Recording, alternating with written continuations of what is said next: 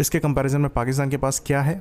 तो ballistic missiles को intercept करने के लिए उनके पास कुछ भी नहीं है। अब बात करते हैं ऑफेंसिव कैपेबिलिटी की। तो ऑफेंसिव कैपेबिलिटी में हमारे पास जितने ऑप्शंस हैं, अब इसके बारे में क्या ही चर्चा करें। ये जितनी रेंज चाहते हैं, जितना वॉरहेड चाहते हैं, जिस तरीके से मरना चाहते हैं, जिस स्पीड से मरना चाहते हैं, जिस इंटेंसिटी से मरना चाहते हैं, बता दे, उसके हिसाब से हम ऑप्शंस निकाल के ले आएंगे, क्योंकि हर ऑप्शन अवेलेबल है।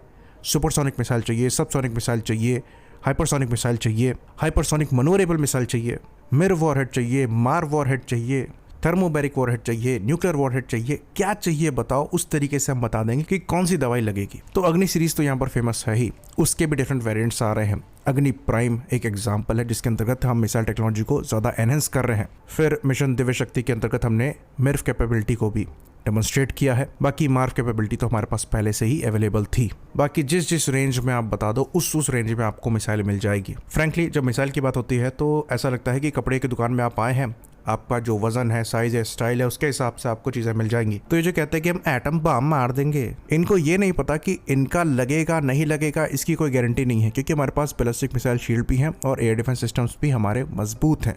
लेकिन हमारा इनको किस किस तरीके से लगेगा, इसकी गारंटी हम ले सकते हैं। एक रोग ब्रह्मोस क्रूज मिसाइल को तो ये इंटरसेप्ट कर नहीं पाए थे, ये बैलिस्टिक मिसाइल क्या इंटरसेप्ट करेंगे। और उसके बाद इनके जो एयर डिफेंस सिस्टम है, जैसा कि हमने बताया, मोस्टली चाइनीज है, इंपोर्टेड है। तो अब उसको कहाँ कहाँ यूटिलाइज करोगे? उससे आप फाइटर एयरक्राफ्ट मारोगे, मिसाइल मारोगे, ड्रोन्स मारोगे।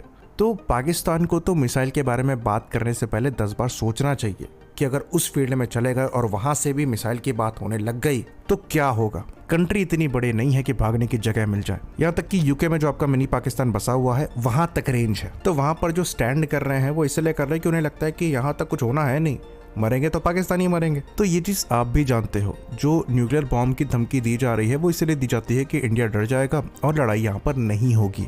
लेकिन अब इंडिया के पास ये कैपेबिलिटी है कि हमें आपकी न्यूक्लियर की धमकी से फर्क नहीं पड़ता।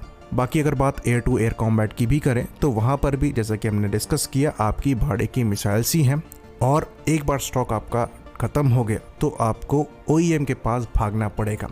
इंडिया के पास ऐसा केस नहीं है। तो ये चीज़ पाकिस्तानियों को भी पता है कि लॉन्ग टर्म वॉर लड़ने की औकात पाकिस्तान की नहीं है। एक साल भी अगर लड़ाई खिंच गई तो ये पूरा पाकिस्तान खो देंगे और लड़ाई के दौरान अगर गलती से भी मुंह से एटम बॉम्ब निकल गया तो भी कंट्री साफ हो जाएगी। और इसलिए शायद यहाँ पर टोन चेंज हुई है और अब कहा जा रहा है कि हम यहाँ पर इन्वेस्टिगेशन में कोऑपरेट करने को तैयार है। खैर, कोऑपरेशन इंडिया को चाहिए नहीं, यहाँ पर जो इंडिया द्वारा किया जाएगा वो किया जाएगा। बाकी जो पाकिस्तानी कह रहे हैं कि लड़ाई हो नहीं रही, हम तो वेट कर रहे हैं, तो मुद्दा यहाँ पर यह है कि तुम्हारे हिसाब से नहीं आने वाले हैं। हम अपनी स्ट्रेटजी देखेंगे, हम अपना ऑब्जेक्टिव देखेंगे और उसके हिसाब से जब लड़ना होगा तो लड़ेंगे। आई होप इन्फॉर्मेशन यहाँ पर क्लियर रही हो। इसी बात पर इस वीडियो को हम खत्म करेंगे। लाइक करिए, सब्सक्राइब करिए। जय हिंद।